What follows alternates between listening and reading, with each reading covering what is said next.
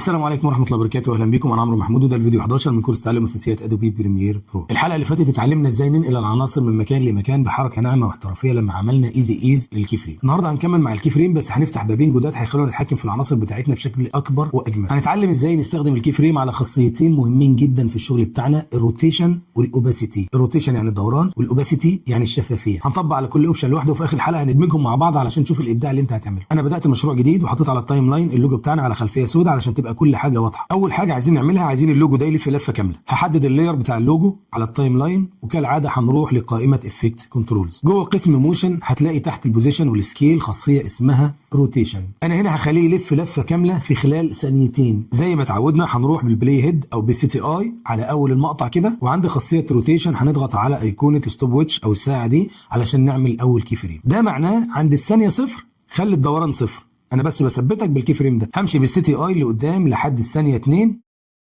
وهروح اغير قيمه الروتيشن. الرقم اللي على الشمال ده هو عدد اللفات الكامله، والرقم اللي على اليمين درجات الدوران لو عايز نص لفه اقل. انا عاوز لفه كامله يبقى هغير الرقم اللي على الشمال واخليه 1. وزي ما عرفنا قبل كده بريمير دلوقتي عمل الكي فريم الثاني لوحده اول ما غيرت القيمه. تعالوا نشغل ونتفرج كده. اللوجو بيلف لفه كامله بس الحركه لينير، يعني الحركه مش سلسه مش ناعمه كده. احنا الحلقه اللي فاتت عرفنا الحل. هنروح على الكي فريم الاول ونضغط عليه كليك يمين ونختار از اوت، والكي فريم الثاني كليك يمين واختار منه از ان. كده الحركه بقت ناعمه وجميله جدا. دلوقتي عاوزين نضيف بقى حركه الظهور من العدم كده مع الدوران ده، يعني مش عايزين اللوجو هو بيدور يبقى ظاهر من اول ثانيه، يظهر بعد ثانيه كده. هنستخدم لده اوباسيتي الشفافيه، هنلاقيها تحت قسم موشن برضو. هنضغط على الستوب ويتش بتاعها علشان نفعل الكي فريم، وهخلي القيمه بتاعتها 0 كده. انا بقول له في بدايه اللقطه خلي اللوجو شفاف تماما ومحدش شايفه. وبعدين هروح بالسي تي اي عند الثانيه 2 برضه، وعند خاصيه اوباسيتي هرجع القيمه تاني 100 كده. انا بقول له عند الثانيه 2 خلي اللوجو يظهر بالكامل. وكالعاده لو حسيت انك لخبطت في اي حاجه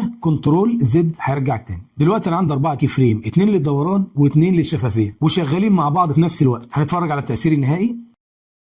حركه دخول احترافيه انت عملتها دلوقتي بايدك من الصفر. اللوجو بيلف ويظهر في نفس الوقت وبينتهي بنعومه وسلاسه. هو ده بقى سر المونتاج، تفاصيل بسيطه تتركب على بعضها تعمل لك مشهد احترافي جميل. الحلقه الجايه هنرتاح شويه بقى من الكي فريم ونخلي بريمير هو اللي يدينا ادوات جاهزه تريحنا. هندخل على عالم الانتقالات الجاهزه او الفيديو ترانزيشنز، وهنعرف ازاي الانتقالات السلسه دي او الترانزيشنز هيخلينا ننتقل من مشهد لمشهد بطريقه سلسه وناعمه وجميله بدون اي تعب. ما تنساش تعمل سبسكرايب عشان توصلك كل حلقات الكورس حلقه حلقه، واللايك والشير. السلام عليكم.